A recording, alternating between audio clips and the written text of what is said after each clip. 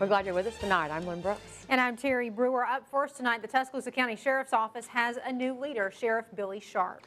And Tuscaloosa County residents are hearing from him for the first time today. More on the new sheriff in town is tonight's top story at 5. Sharp has served in law enforcement for more than 30 years. In 2012, Sharp retired from the Alabama Criminal Justice Center, then joined the Tuscaloosa County Metro Homicide Unit to help solve cold cases. Governor Robert Bentley says Sharp will serve as the sheriff while they continue to conduct interviews for that position. Sharp made it clear in today's introduction that he will not be running for office in November of 2014, but is glad to be serving the people of Tuscaloosa County right now. I will not be a candidate for this office. I will not run for this office. So, you know, I will be here, and the main thing is the safety of the people in Tuscaloosa County and the safety of the deputies on the street. Sharp replaces Sheriff Ted Sexton, who retired to take a new job with the LA County Sheriff's Office in California. Coming up tonight on WVUA News at 6, hear from the Chief Deputy and his thoughts about the new leader.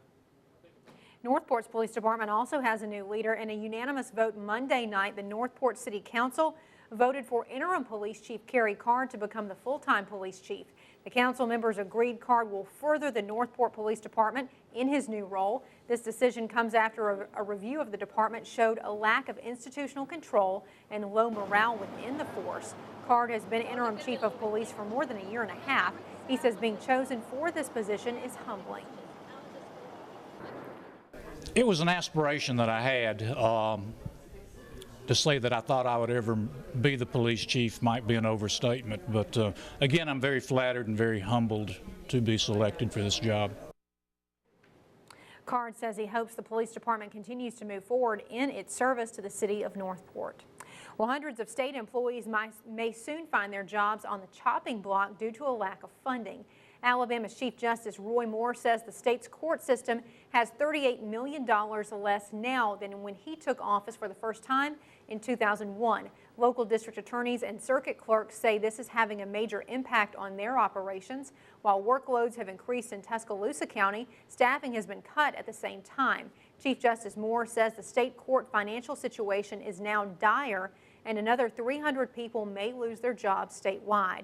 In another effort to cut court costs, your local circuit clerk's office will be closed on Wednesdays. This will allow workers to catch up on clerical items and other paperwork.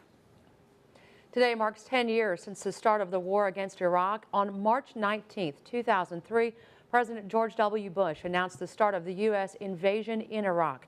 Officials said the goal was to get rid of weapons of mass destruction, going after extremists and replacing a dictatorship. The war cost hundreds of billions of dollars and thousands of lives. More than 4,800 American and 134,000 Iraqis were killed. President Obama is headed on a mission to the Mideast. This will mark the first time he's visited Israel as president. 5 years ago, Obama visited Israel as a candidate, and now as president, he's going there to reassure Israelis where he stands on Iran. President Obama will also stop in the West Bank, and he's scheduled to have peace talks with Palestinian leaders. In Vatican City, Pope Francis officially started his ministry as the 266th Pope. He received the ring symbolizing the papacy and wolf's skull symbolizing his role as shepherd. His installation happened at St. Peter's Square in front of tens of thousands of people, princes, sheiks, rabbis, and presidents. Next month marks 2 years since the April 27, 2011 tornado. Volunteers still coming from across the country to help Tuscaloosa rebuild. Around 50 students from the University of Minnesota are using their spring break to do mission work across the U.S. They're part of a group called Students Today, Leaders Forever. This week they made a stop in Alberta City where they work to remove storm debris. One of the members told us they enjoy traveling through the country, helping communities in need. You know, we go to these communities and we help out in little ways, but what we receive and the generosity and kindness we've seen along the way is absolutely incredible. And you can just kind of see the whole pay it forward theme in what we do and in how it just translates to the communities and the people. Tuscaloosa's Skyland Baptist Church served as hosts for the students. Well, Shelton State was packed today with people showing off their fitness skills. It was all part of their annual health fair. Dozens of organizations from around the community set up information booths inside Shelton State's atrium and provided information on lots of issues, including getting fit, fighting diabetes, and also protection from domestic abuse, just to name a few.